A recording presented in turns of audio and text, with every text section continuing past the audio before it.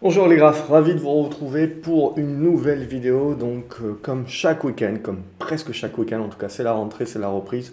Donc je vais tâcher de m'y tenir, de vous faire cette vidéo-là tous les week-ends. Comme d'habitude, n'oubliez pas de vous abonner à la chaîne, comme ça vous ne loupez rien. Des autres vidéos également que je continuerai de publier en cours de semaine. Petit à petit, on va revenir dans un cycle plus normal, on va dire. Et donc je tenterai, je continuerai à tenter de vous publier le plus de contenu possible. Et je ferai un effort sur les titres, apparemment. Ça dérange. Donc, on va attaquer au niveau de ce qui s'est passé sur les marchés. Pas grand-chose, hein. Jackson Hole, c'était non-événement. La stat du chômage également non-événement. Qu'est-ce qui se passe? Grosso modo, on a tout simplement un manque de volatilité sur les marchés. Donc, premièrement, quand on a un manque de volatilité sur les marchés, on se laisse un petit peu endormir. Alors, manque de volatilité sur les grosses capitalisations. Donc, ce que l'on voit, c'est que le risque continue d'être, le marché continue de rester ouvert au risque. Il s'est juste reporté sur des petites caps. Donc, la volatilité, on l'a sur pas mal de petites caps qui font pas mal de rattrapage. Et comme on avait eu pas mal de corrections ces 6 derniers mois sur beaucoup de petites capitalisations, on a des rebonds de 20, 30, 40%, mais il faut bien considérer que dans la plupart des cas, on a des beaux retournements, dans beaucoup de cas, mais dans beaucoup de cas aussi, on a surtout des rebonds au prorata des baisses que les titres avaient subies. Donc on reste sur ces titres-là moins qualitatifs, en règle générale, il faut rester dans une mentalité prendre ce qu'il y a à prendre. Donc on a ce marché actuellement, voilà, qui est, on voit que le marché, il n'y a que deux choses qu'il regarde. Il regarde la Chine et il regarde, voilà, la peur, en gros, l'inflation, durable, pas durable, c'est toujours la même chose, transitoire, pas transitoire. Et derrière, c'est l'aspect, est-ce qu'on va avoir droit au tapering? Ce dont on se rend compte, c'est que on est toujours dans le Covid, bien entendu, donc ça continue de nous freiner. On est toujours dans des pénuries et dans des goulots d'étranglement de chaînes logistiques, donc ça aussi, ça continue de freiner. Donc, on a une peur du marché qui est le pic de croissance, deuxième peur du marché qui est l'inflation qui serait plus durable, et donc cette conséquence serait que si ça commence à durer trop longtemps, évidemment, ce n'est pas si temporaire que ça, et si ce n'est pas si temporaire que ça, la Fed se plante, donc est-ce qu'on peut encore conserver notre confiance en la Fed si la Fed commence à se planter? À ce stade-là, la Fed ne se plante pas trop, et donc le marché continue de garder confiance. Et dans l'idée, évidemment, c'est que dorénavant, les mauvaises nouvelles économiques sont vues comme des bonnes nouvelles. Pourquoi? Parce que c'est autant de nouvelles qui renforcent le fait qu'on n'est pas sorti de l'auberge et que donc c'est pas demain la veille qu'on va retirer les petites roues arrière du cycle de l'économie. Et que donc, même si en effet, on va commencer très certainement à la prochaine réunion de la Fed, qui est le 22 septembre, je crois, on va certainement commencer à émettre un calendrier. Pour moi, pas de remontée des taux. Je pense que la Fed, les banques centrales, vont d'abord commencer à réduire leur rachat et donc les liquidités. On voit que ces liquidités-là sont bien présentes sur le marché. Donc aujourd'hui, les banques centrales et notamment la Fed n'a pas de raison de continuer d'abreuver de liquidités le marché, puisqu'on voit que l'économie, le marché lui-même a quand même pris aussi le pendant. Donc je pense que quand on va parler tapering, on va y avoir droit, mais je ne pense pas qu'on va parler de remontée des taux. On va d'abord parler de réduire les liquidités qui sont injectées et donc les rachats obligataires. On peut parler de réduire les rachats obligataires hypothécaires, notamment en premier lieu, ce qui permettrait un petit peu de faire souffler le marché immobilier aux US aussi, où ça a été la frénésie, comme un petit peu partout dans le monde.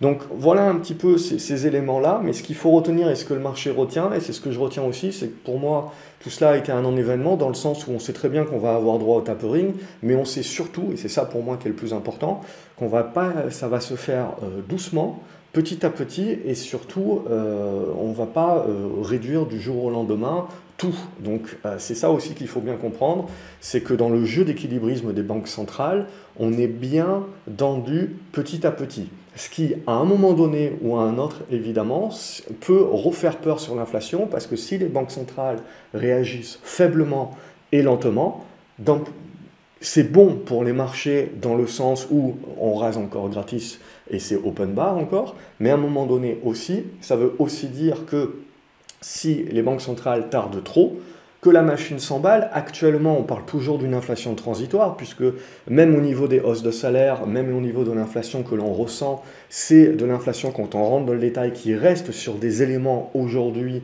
qui sont liés à un aspect temporaire et à un aspect goulot d'étranglement. Donc l'idée, c'est de se dire que ça va se résorber avec le temps, mais si ça prend trop longtemps, ça va commencer à grignoter les marges des entreprises. Donc le marché peut aussi à un moment donné décider de voir un petit peu plus loin et de se dire si cet effet transitoire ça tire dans les 6 mois encore, et bien potentiellement qu'on a beaucoup d'entreprises qui vont commencer à en souffrir parce que ça va commencer à la montée des matières premières, etc., la montée des bas salaires, tout ça, ça va commencer à rogner sur leurs marges également. Donc ça, c'est des éléments qu'il faut garder en ligne de compte. Premier élément.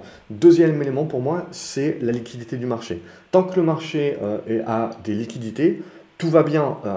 Ce qu'il faut bien comprendre aujourd'hui, c'est qu'on a un marché qui va tellement bien, il y a tellement de confiance qu'il y a énormément de leviers sur les marchés. Donc ce qu'il faut bien se dire, c'est qu'aujourd'hui, on a très peu de volatilité. Quand le CAC baisse de 1%, c'est tout de suite, c'est qu'est-ce qui se passe. Mais ce qu'il faut bien vous dire, c'est qu'il faut faire attention de ne pas se faire endormir justement par ces mouvements de 1% qui potentiellement...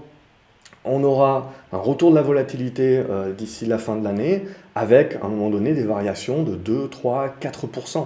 Il va falloir s'y adapter, ça sera ce qu'on appellera du prorata à ce moment-là et il faudra relativiser par rapport aux 20 ou 25% que l'on vient de gagner en l'espace de quelques mois, souvent en ligne droite, ça dépend des indices, et il faudra relativiser donc ces 2 ou 3% éventuellement de baisse par rapport à ces hausses-là et donc parler plutôt de prorata. Mais surtout, il faudra faire attention que parce qu'on a vécu seulement des variations de 1% sur les 3-4 derniers mois, dès que ça va commencer à varier de 2 ou 3%, il faudra être préparé mentalement à cela pour éviter de paniquer, parce que dès que ça va baisser de 2%, tout le monde va parler de crack et compagnie.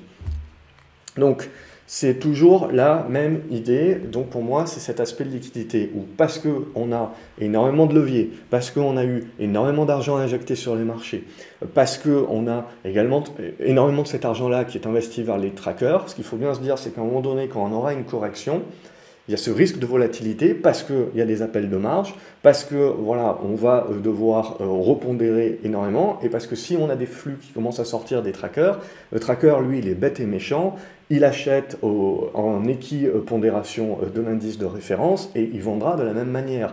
Donc il n'y a pas à savoir est-ce que ce titre-là est cher, pas cher, etc. Il vendra bête et méchant sans discrimination. En fonction de la pondération des indices. Ce qui peut créer des opportunités pour les personnes qui sont plus actives, puisque comme un tracker vend sans discernement, on aura des titres qui reviendront, des bons business qui reviendront à des prix assez intéressants, des bonnes valorisations. Nous n'en sommes bien entendu pas du tout là, puisque aujourd'hui, il n'y a pas de retrait de flux massif, on est toujours dans le TINA, there is no alternative à aujourd'hui encore à acheter des actions. Ce qui crée un préjudice, c'est que maintenant, ça commence le levier, qui était déjà important, commence vraiment à tendre un petit peu la ficelle. Donc, c'est le seul élément où il faut se dire qu'à un moment donné, s'il y a un événement, un élément qui vient tendre un petit peu plus les marchés, il faut s'attendre à un peu plus de volatilité. Une fois qu'on a dit ça, on regarde graphiquement parlant et on a à aujourd'hui plutôt une configuration sur le CAC 40 qui dit « j'ai besoin de souffler ». J'ai besoin de souffler ne veut pas dire crack, ne veut pas dire fin de la tendance haussière. J'ai besoin de souffler veut tout simplement dire éventuellement une consolidation, voire correction qui peut se mettre en place. Pour moi, mon niveau pivot est toujours aux alentours de cette zone des 6250, 6350, dans cette zone-là. C'est mon niveau pivot de tendance moyen terme. Tant qu'on va évoluer au-dessus de ce niveau-là, je reste positif à moyen terme. À court terme, ce que l'on a, c'est cette semaine, on a refermé ce gap ici. On a aujourd'hui refermé le gap qu'on avait ouvert en milieu de semaine. Et donc, en fait, on est en train de congestionner. C'est-à-dire qu'on n'a pas remis en cause la consolidation de peur qu'il y avait eu vis-à-vis de la Chine, vis-à-vis de luxe. Et d'ailleurs, les valeurs du luxe ont très peu rebondi. Elles ont rebondi, oui, mais on voit que c'est un rebond qui reste tendu encore, dans le sens où on n'a pas repris une large part de ce qu'on avait perdu. Donc, l'élément de crainte est toujours là. Et donc vous pouvez toujours avoir le deuxième effet qui se coule. Donc au niveau de notre CAC 40, le CAC 40 est tributaire également de ces valeurs de luxe. Et donc, il nous envoie une image aujourd'hui où justement les valeurs de luxe ont un petit peu plus souffert cette semaine. Elles ont rebondi tout d'abord et puis tout de suite elles se sont heurtées à des résistances. Donc elles sont à peu près dans les mêmes types de configuration que le CAC 40. Alors que d'un autre côté, des valeurs plus cycliques continuent de bien performer. Donc c'est là aussi où l'aspect Chine rentre en ligne de compte puisqu'il commence un petit peu à tirer sur tout ce qui bouge. Donc, pour l'instant, ce que l'on a, c'est une congestion, donc une neutralisation. On ne reprend, je dirais, la tendance haussière avec une volonté de parler des records sur le CAC 40, sur dépassement des 6800, 6820 points. A contrario, la semaine prochaine, si on commence à passer en dessous des 6666, 6630, on reviendrait chercher les 6570, 6550, et ça serait le pivot court terme. Si on repasse en dessous, on commencera à valider un besoin de souffler un petit peu plus ardent et un besoin de construire la congestion. Et cette construction de congestion, outre les 6500 points, pour moi, on aurait une ouverture si on devait vraiment souffler sur les 6300. Maintenant, pour l'instant, voilà, c'est tout à fait neutre. Pour ça, je vous présente les deux scénarios parce qu'à ce stade-là, c'est neutre. Même si à aujourd'hui, tant qu'on reste au-dessus des 6630, on va rester globalement positif. Mais la séance du jour, quand même, calme un petit peu les ardeurs. Donc ça, c'est l'aspect que l'on a sur le CAC 40.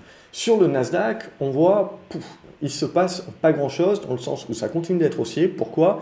Parce qu'on continue de penser, le marché en tout cas continue de penser qu'on va continuer d'arroser gratis puisque l'économie va bien, mais pas aussi bien que ce qu'on pourrait penser. Mais comme je vous ai dit, voilà, on a encore énormément de personnes aujourd'hui qui touchent encore des aides du gouvernement. On a beaucoup de personnes qui ont donc sauvegardé beaucoup d'argent de par les confinements et qui donc ne sont pas pressés aujourd'hui, ne sont pas pris à la gorge pour trouver le premier boulot venu. Et on le voit très bien puisque l'inflation des salaires est essentiellement sur des bas salaires. Et parce que tout simplement, les gens aujourd'hui ont encore des réserves et ne se précipitent pas sur le premier boulot. Donc du coup, on a cette hausse des salaires pour essayer d'attirer.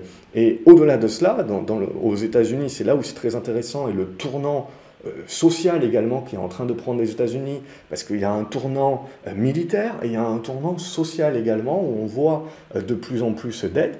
Je veux dire, la distribution des chèques dans un pays comme les États-Unis, c'était quand même quelque chose.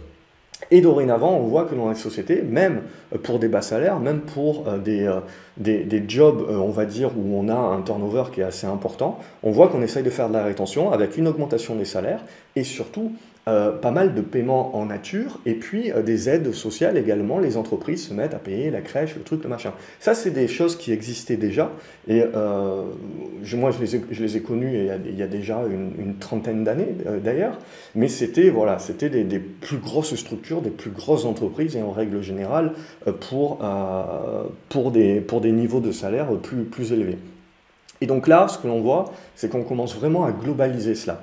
Donc ça, c'est aussi des choses, c'est lent bien entendu à se mettre en place, mais c'est des choses, je trouve, intéressantes à voir dans l'évolution actuelle des États-Unis. Alors peut-être que je me fourvoie totalement, mais en tout cas, je vois cela d'un œil intéressé pour voir la suite, tout simplement. Donc quand on regarde le Nasdaq, clairement, ce que l'on ressent, c'est qu'à ce stade-là, on a confiance que la Fed ne va pas retirer les petits trous arrière tout de suite, et donc on continue aujourd'hui de penser qu'on continue de raser gratuit et donc de continuer à lâcher les liquidités. Donc à ce stade-là, je veux dire, il y a des liquidités de partout, il y a du levier, il y a des possibilités, le crédit commence à se tendre un petit peu, donc c'est pour ça que je dis attention, il nous manque l'élément aujourd'hui catalyseur de peur, mais s'il devait arriver, il faudra faire attention parce que ces effets de levier là déclencheront nécessairement par un élément de peur un retour de la volatilité. On n'y est pas encore, mais ça fait partie de la préparation que l'on doit avoir en tête, parce que le jour où ça arrive comme ça, on ne panique pas, on s'est préparé et on a notre plan qui est prêt et on réagit en conséquence. Donc au niveau du Nasdaq, il n'y a rien à dire de plus que c'est haussier, point barre. Et pour moi, je veux dire, tant qu'on restera au-dessus des 15 000 points, à court terme en tout cas, ça va rester très positif. En dessous des 15 000 points, on commencera à dire ok, ça va souffler, ça va construire. Là, de la même façon, ce n'est pas parce qu'on commencerait à un moment donné ou à un autre à corriger qu'il faudrait tout de suite parler de tendance baissière ou de crack. Non, on terminerait éventuellement la tendance haussière que nous connaissons maintenant depuis de nombreux mois. On rentrerait certainement plus dans une construction de neutralisation de la tendance et construction de figure. Donc quelque chose de plus yo-yo pendant quelques mois, le temps qu'on se décide à la suite. Mais à ce stade-là, on n'a rien, c'est haussier, point barre. Tout ce qu'on peut faire, c'est éventuellement de la préparation de scénarios alternatifs pour rester un petit peu défensif dans sa tête, mais sinon, c'est haussier, point barre. Et comme vous l'avez vu, au-delà des grosses caps et des GAFAM qui tiraient les configurations, ce que l'on a maintenant depuis 2 semaines déjà, c'est l'ensemble du marché en fait qui a remonté la pente. Là où on avait pu parler ces derniers mois d'un manque de souffle du marché, puisque en fait le marché était tenu par une poignée de valeurs et le reste corrigé, et bien ce que l'on a eu maintenant pour aller chercher le bouquet final, pour aller chercher plus haut, c'est justement ces valeurs-là qui avaient corrigé et qui avaient soufflé pendant ces derniers mois, qui sont en train de se retourner à la hausse et qui sont en train de remonter la pente. Et donc on a une participation beaucoup plus importante aujourd'hui dans la hausse. Et ce qui est très intéressant de voir, c'est que les indices, eux, ne bougent pas trop et ont très peu de volatilité parce qu'on a surtout les grosses pondérations qui soufflent, qui continuent de monter, mais on va dire de manière moins forte. Et donc on a cette illusion inverse, c'est-à-dire il y a quelques mois en arrière, on avait l'illusion de dire si vous n'aviez pas en gros les grosses pondérations, vous étiez en pleine consolidation et correction au niveau de vos performances, alors que les indices continuent de monter. Et donc évidemment, l'erreur c'est de mal analyser ce qu'on joue comme titre par rapport à l'indice sur lequel on se réfère. Et donc l'idée c'était de se dire, bon ben ouais, les indices continuent de monter jusqu'au ciel et moi je suis le dindon de la farce et je ne performe pas. Et là maintenant c'est l'inverse, les indices donnent l'illusion de continuer de monter mais en régime très lent quand même.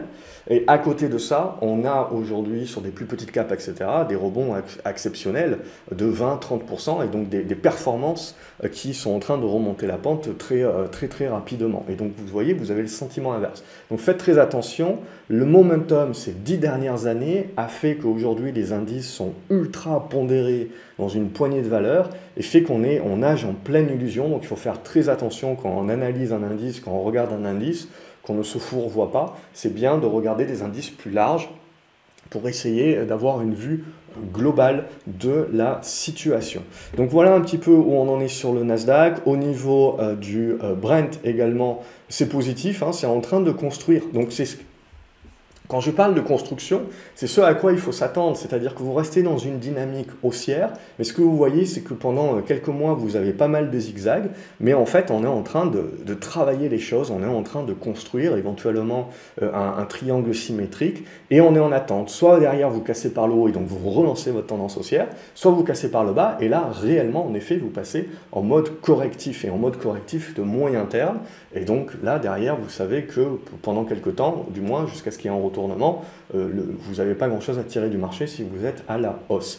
Donc là, en l'occurrence, c'est ce qui se passe sur le pétrole. On est toujours dans une tendance haussière de fond, et à court terme, vous le voyez, on est dans une espèce de zigzag, donc dans une congestion, une neutralisation. Et on est en attente de la cassure par le haut. Là, les faveurs, tant qu'on va rester au-dessus des 70 $, sont plutôt sur une tentative de cassure haussière au niveau du pétrole. En tout cas, ça reste positif. Au niveau de ce qui fait couler beaucoup d'encre en ce moment, mais où vous n'avez pas grand-chose, c'est donc l'inflation. Donc on regarde quoi? On regarde l'obligataire. L'obligataire, qu'est-ce qu'il nous dit? Globalement, pas grand-chose de neuf. Il nous dit, on est dans un range, on est en train de construire. Donc il faut laisser construire en attendant que le marché nous dise quelque chose. Si on casse par le haut, le marché nous dira, bon, ben, je crois plus à la désinflation, limite à la déflation. Et attention, ça ne veut pas forcément dire all-in sur les valeurs de croissance à ce moment-là, puisqu'on parlera, parce que c'est une baisse des taux. Il faudra faire gaffe, parce que cette fois-ci, ça voudra aussi dire que pic de croissance, et que les entreprises commencent éventuellement aussi, au-delà d'avoir une désinflation, les entreprises également commencent à voir leurs chiffres être réduits. Donc on peut très bien avoir une détente au niveau des taux, sans pour autant que ça soit la fiesta, parce que cette fois-ci on l'interprétera comme croissance qui revient à quelque chose de très mou. Et sa croissance très molle dans un environnement certes de taux bas, mais endetté, ça commencera à faire cogiter au niveau aussi des valorisations. Sinon, si on veut vraiment croire à une inflation qui est plus durable et qui devient plus durable et qu'on veut que le marché nous dise en effet qu'il croit à cette durabilité de l'inflation et donc revenir sur les valeurs beaucoup plus value, ce que j'attends à titre personnel, c'est déjà qu'on passe sous les 116 et surtout qu'on passe sous les 115. Et là, on commencera à avoir une volonté du marché de nous indiquer qu'il commence à croire à quelque chose de beaucoup plus durable. Sinon, tant que vous êtes entre les deux bornes, c'est du zigzag, c'est de la construction. Donc on est en attente d'une décision là aussi. Il ne sert à rien d'user le clavier et d'user le papier. Au niveau du gold, du coup, là ça devient un petit peu plus intéressant avec la stat qui est ressortie, puisqu'on le sent bien, on ressent quand même un petit peu plus de tension inflationniste, donc elle est toujours là. Mais ce qui va nous intéresser maintenant sur l'or, vous voyez, c'est la cassure de ces 1830-1840 dollars. Donc 1830 on est bien, c'est surtout les 1840 dollars qui vont nous intéresser. On continue de faire une très bonne construction ici, et ensuite on aura un gros morceau sur les 1880 avant de commencer à parler en effet de relance haussière sur l'or. Mais en tout cas, ce qui est sûr, c'est qu'au-dessus des 1800 dollars, on s'est remis dans de bonnes dispositions. Au niveau de l'argent également, on est en train de retourner la tendance, il y a encore du boulot. Pour moi, ça sera surtout un débordement des 26 dollars qui retournera la tendance. Et ensuite, voilà, je pense que j'ai fait un petit peu le tour, mais on va regarder éventuellement l'euro-dollar, puisque là aussi on a un impact. Donc on voit que le dollar est en train de s'affaiblir, l'euro se raffermit. À ce stade-là, ça reste du rebond, mais en gros, vous le voyez, on est dans un gros range entre les 1,16 et les 1,22. On est en train de revenir ici travailler une zone médiane entre les 1,19 et les 1,20. Tant qu'on ne redépasse pas cette zone médiane des 1,19, 1,20, on ne se remet pas dans le haut ici du panier et donc à reparler de la faiblesse du dollar et potentiellement du scénario de baisse du dollar long terme. On a ici le scénario le plus probable est une construction-congestion dans cette zone ici. En attendant, ça recasse par le bas, le dollar redevient fort, on continue de surpondérer les US. Ça casse par le haut, je partirai du principe qu'il faudra être beaucoup plus méfiant et prudent sur les US. Et on revient chercher des valeurs plus value d'une manière domestique, c'est-à-dire essentiellement aujourd'hui en Europe, au Japon. Voilà un petit peu pour cette idée, on va passer aux actions. Alors, au niveau des actions, on a plusieurs choses. Donc, il y a beaucoup de choses qui sont parties. J'ai rajouté quelques titres, mais essentiellement, c'est la liste qu'on avait vue il y a 2 semaines.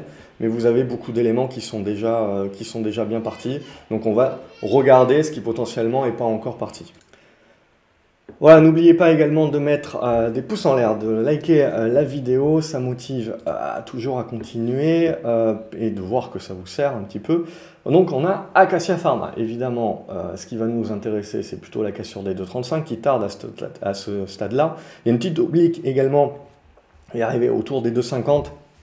Bon, globalement, c'est les deux niveaux qu'il faudra réussir à breaker. Donc à observer encore, c'est pas encore parti, il n'y a pas beaucoup de volume, pas beaucoup d'intérêt, mais éventuellement, c'est ce qui peut être intéressant.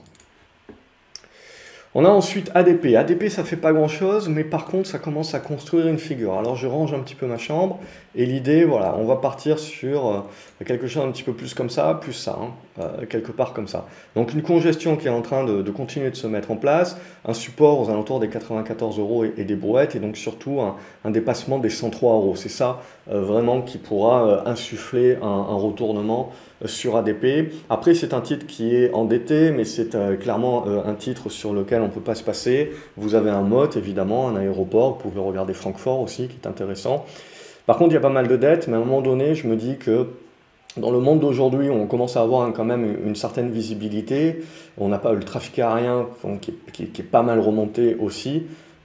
C'était opéable avant, on le savait, et donc à titre personnel, voilà, on peut penser que ça risque d'intéresser, puisqu'on continue d'avoir aujourd'hui une fenêtre de tir au niveau des conditions de financement, donc c'est au niveau des OPA. On en avait parlé en fin d'année dernière, que voilà, ça allait certainement tirer, et ADP pour moi fait aussi partie de la liste. Agrogénération, titre plus spéculatif mais lié au blé hein, qui continue de bouger pas mal, avec voilà, cette zone, je dirais, une zone large aux alentours des 17 centimes d'euros, 16-17 centimes d'euros, qui est une zone de support et donc un retournement global long terme de la tendance en cours. Ça reste spéculatif. Sinon, au niveau d'Amazon, ce qui m'intéresse sur Amazon, c'est qu'on est revenu chercher l'ancienne résistance ici, à aujourd'hui. On a un support aux alentours des 3380 $, et le deuxième au niveau des 3270 $. Ce qui va nous intéresser, évidemment, si on veut croire à un retour et une continuation de la tendance haussière sur les valeurs technologiques, c'est que Amazon réussisse à breaker cette zone ici des 3500 et donc revienne chercher ses plus hauts et plus si affinité. Là où on commencera en effet à douter un petit peu plus, c'est si Amazon repasse sous les 3300 $, et a fortiori hein, sous les 3200 $. Là, on commencera évidemment à parler de la mise en place de la correction. Apple, sinon, lui, c'est haussier, point barre. Le seul moment où on commence là aussi à se dire ça a peut-être un petit peu besoin de souffler, en tout cas à court terme, c'est le jour où on passe sous les 144 $. Art Market, je vous avais proposé un second effet qui se coule, une deuxième jambe. Ça s'est réalisé hein, sur le break des 5,70 € et on est revenu chercher cette zone de résistance là. Donc maintenant, on voit qu'on a un retournement qui est en train de s'acter sur la valeur. Mais c'est une valeur sur laquelle il faut faire attention parce qu'on a des pics comme ça de hausse et de volume et puis plus rien. Donc il faut faire attention à sa taille de position. Atos également, là aussi pas mal de rumeurs d'OPA, un retournement qui s'est validé cette semaine, éventuellement un pullback qui peut se faire sur la zone des 44,20 €, 30 dans cette zone-là, mais là aussi on a un retournement qui commence à être en place. Je vise à titre personnel à court terme, puisqu'à long terme j'ai plutôt envie de jouer éventuellement l'OPA, je pense que ça va se positionner. Je dirais donc cette zone des 49 € en target plus court terme. En tout cas, je resterai positif là-dessus. Balio, pour l'instant, c'est en train de congestionner. Ce qui sera intéressant sur le titre, évidemment, c'est plutôt la cassure des 1,53 €. BioUV, on en avait parlé également de cette oblique-là qui a été cassée cette semaine. Donc on a une tentative de retournement qui sera confirmée. Vous le voyez sur dépassement de ces 5,80 €. Ça reste tout ça des petits titres. Boiron, c'est plus en construction à ce stade-là, donc on laisse faire. On voit qu'on est revenu chercher l'ancienne résistance horizontale qui a servi de support ici, qui a permis de relancer. Donc tant qu'on est au-dessus de ce niveau-là, on va rester positif. Carrefour, on a Bernard Arnault qui est sorti. Donc le titre n'a pas très bien apprécié, mais par contre, pour moi, la tendance de fond reste encore valide et on est en train de revenir sur une zone. Je serais tenté honnêtement de jouer une zone comprise, on le voit ici, entre les 15,30 €, qui est l'ancien gap ici, qui avait servi de pullback là, et cette autre zone ici des 15,15 €. Je pense que ça peut être une zone assez intéressante pour éventuellement rentrer un petit peu de Carrefour pour au minimum jouer le rebond et voir la force du rebond. Si le rebond est mou, etc., là, voilà, on aura une indication que, bon, ça risque d'être beaucoup plus compliqué. Après, ça reste vraiment un titre de fond de portefeuille, hein. Moi, c'est vrai que j'apprécie plus des titres un peu plus volatiles. Même avec ma taille de portefeuille, c'est vrai que j'aime aller chercher un peu plus d'activité.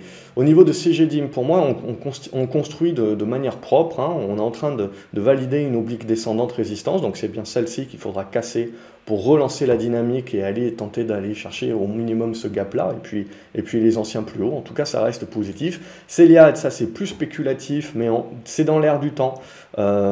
Surtout, ce que je trouve intéressant, voilà, hop, ce que je trouve intéressant sur ces titres-là, qui sont également cotés aux US, c'est que pour une fois, c'est la première fois, on l'a vu avec Inat Pharma, on l'a vu avec une autre biotech, je ne sais plus laquelle l'autre jour. Mais ce que l'on voit donc, c'est qu'on a vraiment ça sert enfin d'avoir une cotation de ces biotech-là aux US, ne serait-ce que pour lever des capitaux, ça c'est évidemment la raison première, mais d'un point de vue spéculation, ça sert, on a les Américains qui viennent chercher ce type de spécu, de titres en spécu aussi. Bon, c'est l'aspect biotech aussi, où ça a pas mal bougé ces 2 dernières semaines, et donc Céliade, elle est un petit peu plus en retrait, donc éventuellement en retardataire, ça reste spéculatif bien entendu. Sur dépassement, on voit de cette zone des 3,90 €, ça peut éventuellement, je dirais, viser alors en pur spécu les 4,50 €. Il y a les 4,30 € aussi en résistance intermédiaire. Ouais, c'est pour gérer l'effet retardataire, évidemment, il y a des probabilités que ça ne fonctionne pas. Serinov Group, c'est un autre petit titre également qui est en train de continuer son petit bonhomme de chemin et sa construction congestion. Là aussi, ça devient de plus en plus clair. Aujourd'hui, un débordement des 1,90 €, hein, qui est une résistance oblique et horizontale, permettrait de lâcher les chevaux. Au niveau de CGG, on reste dans du rebond technique à ce stade-là. Pour moi, jusqu'aux 75 centimes d'euros. Jusqu'à cette zone-là, hein, à peu près, ça serait, c'est ma target à aujourd'hui. Donc je ne parle pas encore de retournement de la tendance à ce stade-là. C'est quelque chose qui peut être pas mal volatile, mais qui peut demander encore beaucoup de temps avant de retourner réellement durablement la tendance. Là, à ce stade-là, on est en train de construire le rebond. Donc tant qu'on reste au-dessus des 65 centimes d'euros, on va rester 64, 65, on va rester globalement positif. Mais il faut s'attendre à ce que ça fasse du zigzag également. Claranova aussi, ça a trop rien fait cette semaine. On reste sur cette zone qu'il faut dépasser. Les 7,40, 7,50, c'est à tout prix à dépasser avant de commencer à entrevoir une embellie de la configuration pour refermer en premier lieu le gap. Crédit Agricole, là aussi ça se regardera sur les banques, hein, parce que si le marché réellement veut rejouer un petit coup d'inflation, veut rejouer la remontée des taux et compagnie, les banques devraient en profiter. La configuration reste toujours positive sur des bons niveaux. C'est le breakout évidemment qui permettrait d'aller chercher plus haut et donc de se dire que le marché va jouer ce scénario-là. Maintenant, il faut faire attention parce que les banques centrales, moi, l'idée que je m'en fais, c'est que surtout, elles vont faire du tapering avant tout, je pense, en réduisant les liquidités et les rachats obligataires. Pas en remontant les taux, ou en tout cas pas tout de suite, et surtout ça sera très peu fort. Donc le scénario voilà, d'embellie sur les bancaires, je dirais, c'est peut-être pour du plus long terme. Donc il faudra voir si le marché à un moment donné n'est pas déçu par rapport à ça, par rapport à ces anticipations où tout le monde parle de la remontée des taux, mais je pense que le point principal, c'est avant tout la réduction des rachats obligataires. Au niveau de DBV Technologies, là aussi c'est une valeur biotech qui peut faire pas mal de spécu. On peut toujours avoir un petit peu de news au niveau de la FDA sur la suite évidemment. Donc pour l'instant ça se configure plutôt bien. On a pour celles et ceux, pour les amateurs éventuellement un retour en mode throwback sur l'ancienne résistance oblique qui devient support. Et là maintenant l'idée c'est qu'il va falloir relancer puisqu'on a bien confirmé cette semaine que c'est bien cette zone des 10,50 € qu'il faudra réussir à franchir. Au niveau de EDPR, on avait parlé de cette configuration ici qui a breaké, pullback et on repart. Et on est en train d'arriver, je vous avais proposé, il me semble, de souvenir, cette résistance sur laquelle on est en train d'arriver. La tendance est toujours haussière, moindre risque à ce stade-là. C'est éventuellement juste une prise de profit partielle qui peut intéresser. Au niveau des gîtes, ça continue de construire. Je pense que le marché valide bien cette oblique-là. Alors on peut l'ajuster avec le plus haut du jour, mais on valide bien du coup la figure. Donc c'est bien et bien cette figure qu'il faudra casser par le haut pour initier la relance haussière. En tout cas, les volumes du jour sont plutôt encourageants. Au niveau d'Engie également, on a beaucoup de rachats de la direction. On peut le voir de différentes manières, mais ce que je veux voir également, c'est une congestion. On voit, hop, on est revenu chercher aujourd'hui avec cette mèche basse les anciennes résistances ici qui deviennent support. Donc tant qu'on est au-dessus de ça, on reste positif. Sur le retournement haussier de la valeur, il y a un bon rendement en plus. Vous avez une bonne tendance. Voilà, je pense que c'est une belle valeur de fonds de portefeuille également. J'en ai à titre personnel en toute transparence. Donc l'idée ici, c'est la cassure de l'oblique évidemment qui nous permettrait de remonter la pente. EDF, je la mettrai dans le même topo, même si bon, il y a le quid un petit peu sur le nucléaire, mais je pense qu'au niveau du gouvernement, ça peut s'imbriquer. Maintenant, à un an des élections, ça risque de jouer la montre. Au niveau de Eramé, c'est en train de construire à ce stade-là. Pas grand-chose au-dessus des 62 €. On va rester globalement positif sur la valeur. Erytech Pharma, là aussi, c'est spéculatif. Éventuellement, un second effet qui se coule.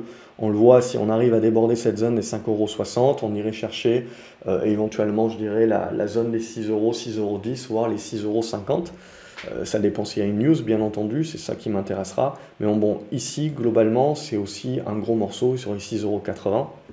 Bref, tentez la seconde jambe ici, un petit peu en ressemblance avec Hard Price, même si Hard Price n'avait pas, là la construction est un petit peu plus longue. Bref, je resterai positif encore sur ce dossier-là tant qu'on va tenir les 5 euros. Au niveau de Renave, on est en train de rebondir un petit peu comme tout ce petit monde. Cet oblique, le marché a l'air de se dire finalement que c'est pas terrible. Donc je l'efface et pas de sentiment. Et là voilà, cette zone des 6,95 € en soutien. Ce qui va nous intéresser là, je dirais, c'est plutôt une construction de ce type. Donc avec cet oblique-là, la congestion qui se met en place entre le support et la résistance, et la cassure de cette résistance qui nous permettrait de nous remettre, d'aller chercher les 7,60 € et de nous remettre au-dessus des supports pivots. Et là, de jouer le retournement. Donc on est encore un petit peu en attente, mais ça peut le tenter. EuropaCorp, pas Europcar, EuropaCorp, on a une belle congestion là aussi, mais pour l'instant ça ne casse pas. Donc débordement des 83 centimes d'euros pour casser. Là aussi, Genoway, 4,50 € à déborder pour continuer le chemin, je dirais, vers la zone des 5 €. Ça serait le premier objectif. Et mon objectif est surtout aux alentours des 5,50 €.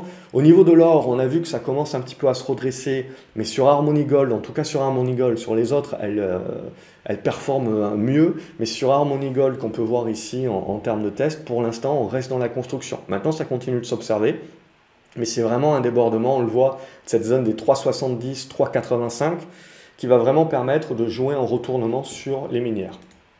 Au niveau de Corian, alors là, c'est pas terrible. On a eu un bon breakout cette semaine et puis patatras, réintégration. Alors en règle générale, quand il y a réintégration, j'aime pas parler de réintégration, j'aime plutôt me dire mon analyse n'était pas bonne. Alors certes, c'était une résistance ça, mais le marché surtout, il a cassé cet oblique-là, il est en train d'y revenir dessus. Donc ce qui est vraiment important là, c'est de conserver cette zone-là. Et donc il y avait un petit gap ici, qu'éventuellement on ne l'a pas refermé ou on l'a refermé à quelque chose près. Non, on ne l'a pas entièrement refermé. Mais l'idée, voilà, il restait encore un petit gap. Donc je dirais, le mouvement n'est pas complètement caduque, parce que les volumes sont quand même assez importants là. Donc pour moi, on reste toujours positif sur Corian, à regarder les prochaines séances. Pas trop jouer quand même à passer en dessous des 31 €. Là, ça serait nettement moins bien.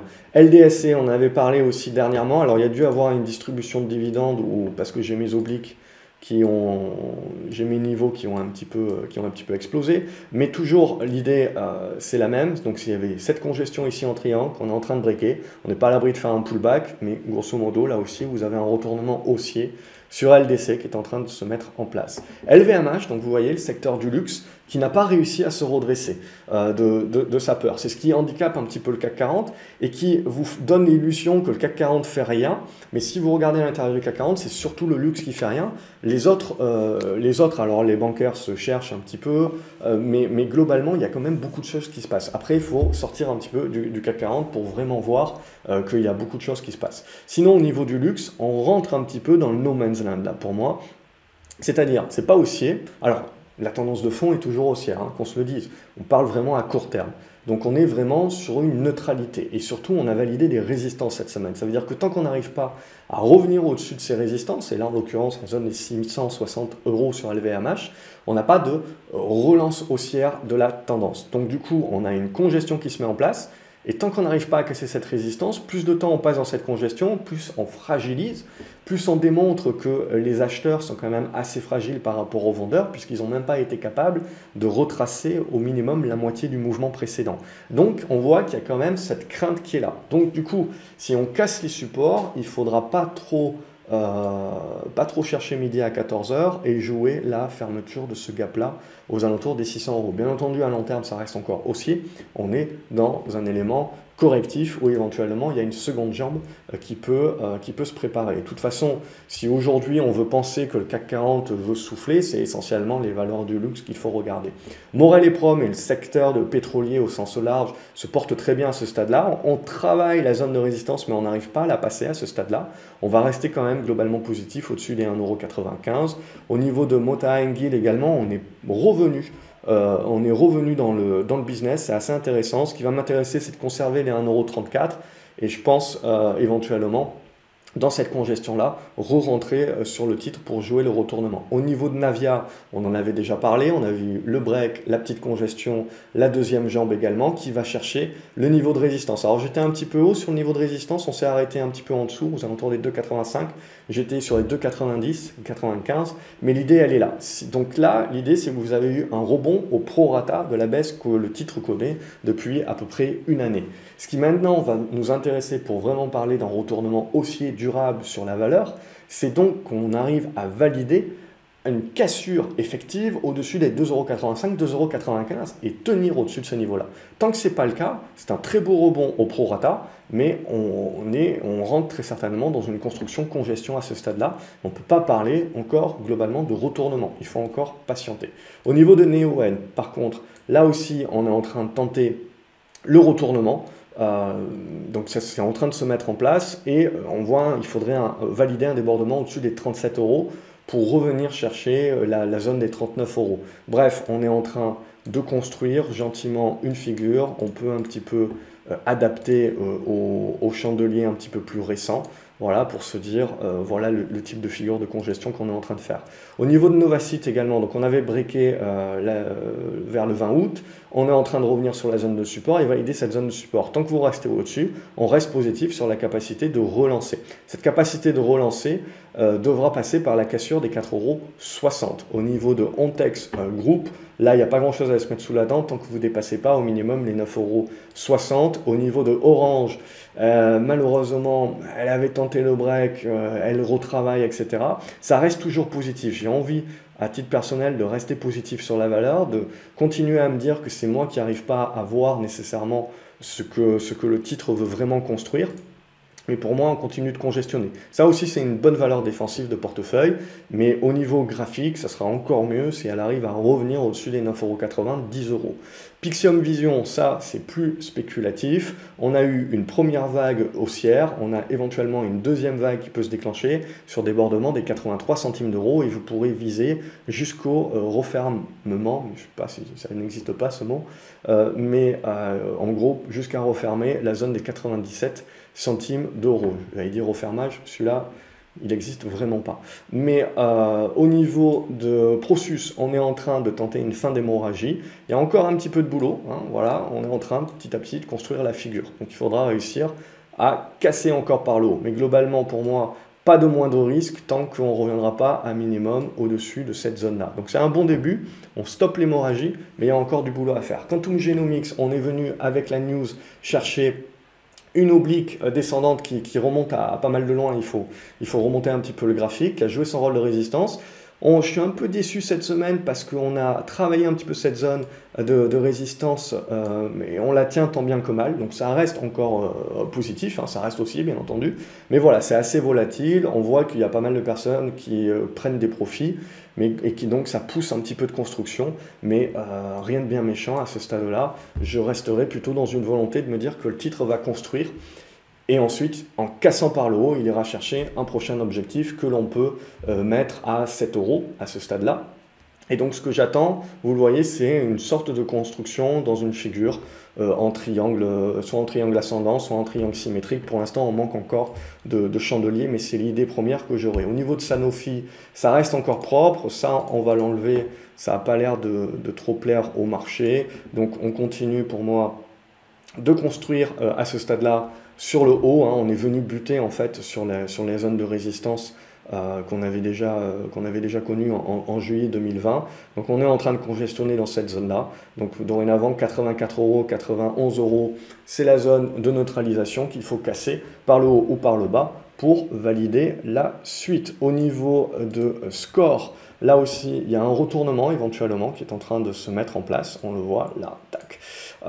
Il faudra donc pour le relancer le dépassement des 26,30 €. Au niveau de SES également, on est en train de breaker. Éventuellement, ça peut faire du pullback, mais le retournement est aussi en train de se mettre en place. Solution 30, même chose. On avait cette congestion dans la figure qui a été breakée. On est en train de consolider doucement. Je pense qu'on peut aller chercher la zone des 10 € éventuellement sur débordement des 9,30, 9,50 à ce stade-là. En tout cas, on va rester globalement positif au-dessus des 8 €. Technip Energy également, on est en train de valider la figure en biseau descendant qu'on avait pu proposer.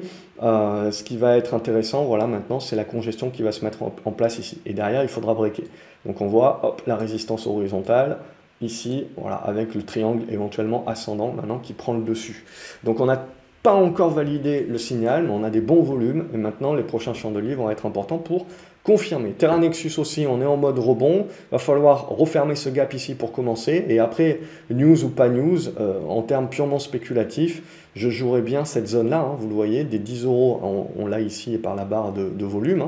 Hein, les 10 euros à 10,40 €, voire les 10,70 € ensuite.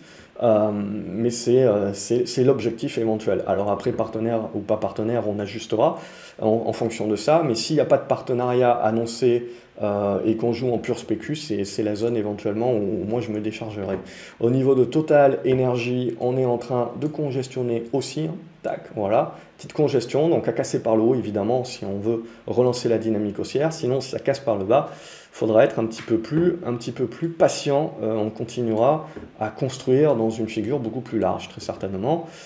Ubisoft, on est en mode rebond à ce stade-là. Donc on est en train de revenir sur une zone de résistance aux alentours des 57. Et là aussi, on aura certainement une construction de figure. Vallourec aussi, le retournement potentiellement qui est en train de se mettre en place. Voilà, pas grand-chose à ce stade-là, c'est plutôt intéressant, mais il va falloir confirmer. Comme beaucoup de titres, il va falloir confirmer. Alors là, on peut ajuster un petit peu l'oblique. Ah, ça se joue un petit peu à l'épaisseur du trait, mais c'est l'idée. Globalement, donc redéborder cette zone des 8,10 €, 8,20 €, ça nous permettra de nous remettre dans des bonnes dispositions. Mais le gros pivot pour moi est à 8,70 €. Donc c'est vraiment les 8,70 € que le titre dont le titre devra s'affranchir pour vraiment retourner sa tendance durablement. Là, on est dans des constructions comme CGG et compagnie. C'est des choses que je trouve intéressantes puisqu'on voit que le secteur énergie voilà, intéresse. On voit qu'il y a des investisseurs voilà, qui se remettent dessus. Mais pour l'instant, on est en mode rebond. On est en train de construire les retournements, mais il faudra les valider. Et Verimatrix, même chose, c'est un mode rebond à ce stade-là. Donc on est en train de tout simplement construire éventuellement la figure, la congestion, et il faudra en sortir par le haut pour petit à petit continuer à transformer ce rebond en plus.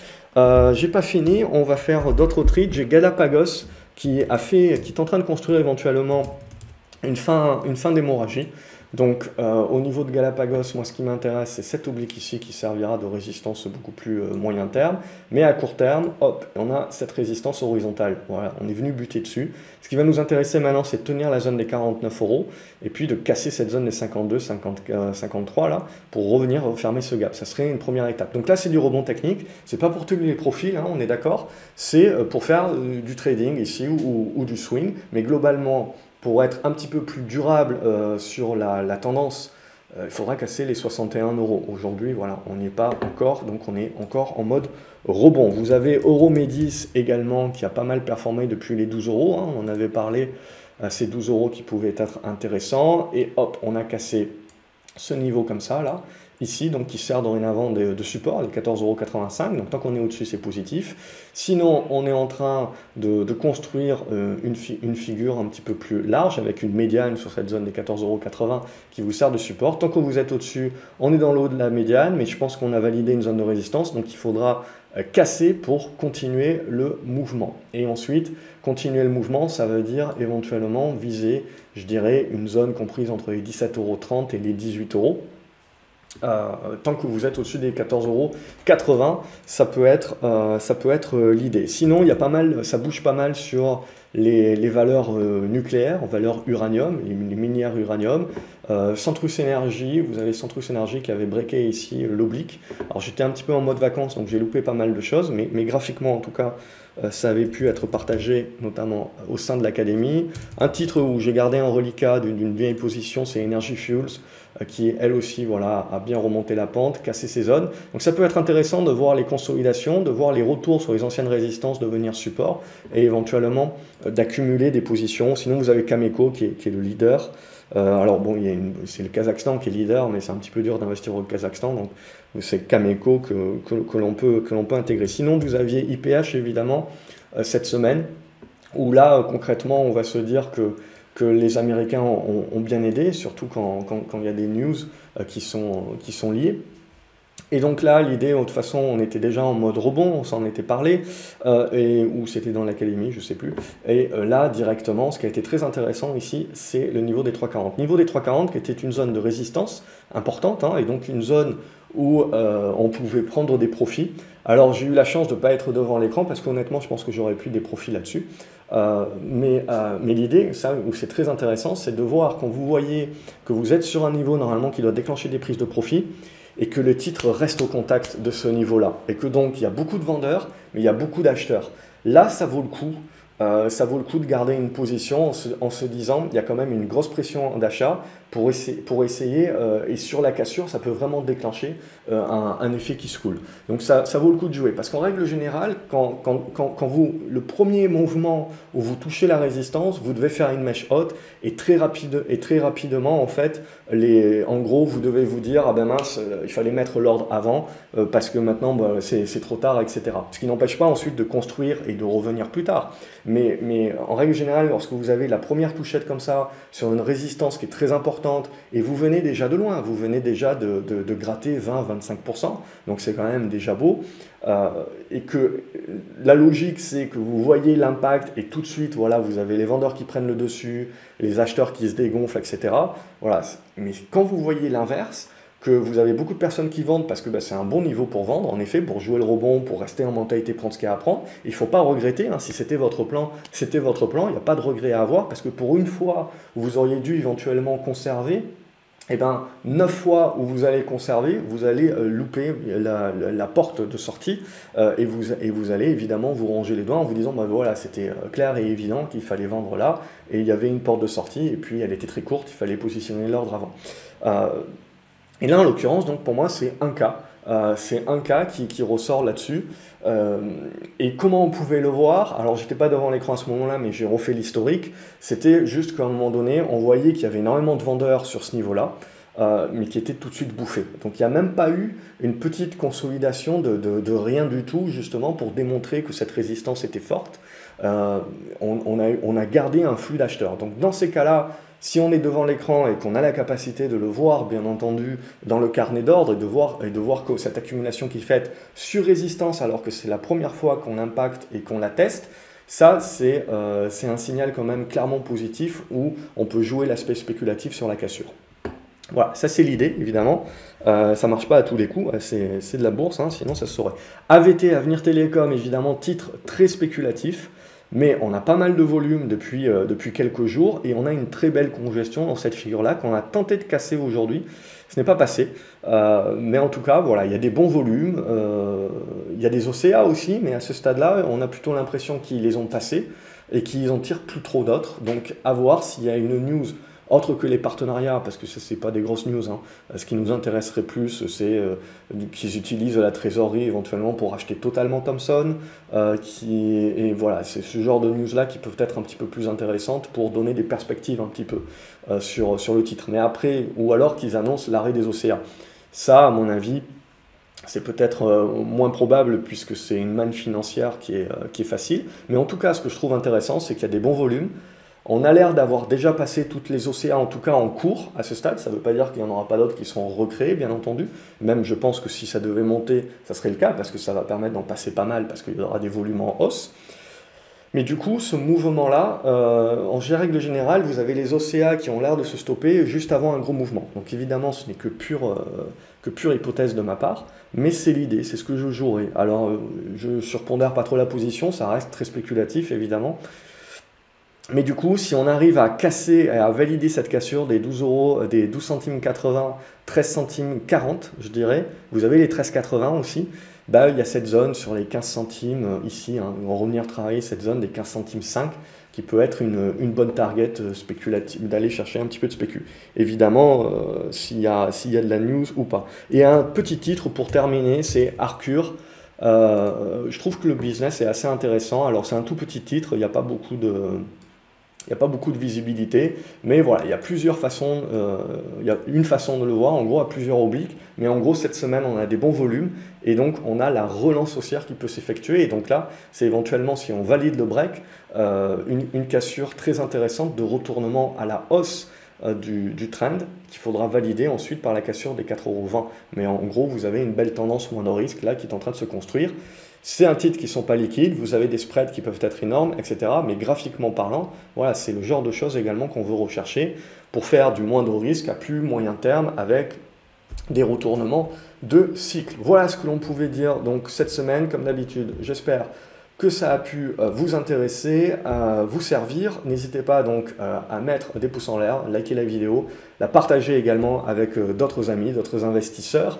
Ça fait toujours plaisir. Quant à moi, je vous souhaite un excellent week-end. N'oubliez pas de vous abonner à la chaîne, comme ça vous ne loupez rien, et de me dire dans les commentaires ce que vous pensez du marché, quels sont les titres que vous plébiscitez éventuellement, et ensuite quels sont les titres que vous voudriez voir dans la prochaine vidéo. Faites un commentaire par titre et les autres, mettez des pouces sur les titres que vous voudriez voir aussi, même si c'est des titres dont on a déjà parlé ici, je ne les garde pas forcément. Donc n'hésitez pas à revoter pour des titres qu'on a déjà vus ce week-end pour que je fasse en sorte de prendre les plus gros votes et de garder ces titres-là pour la séance suivante. Excellent week-end une nouvelle fois les graphes et à lundi. Salut!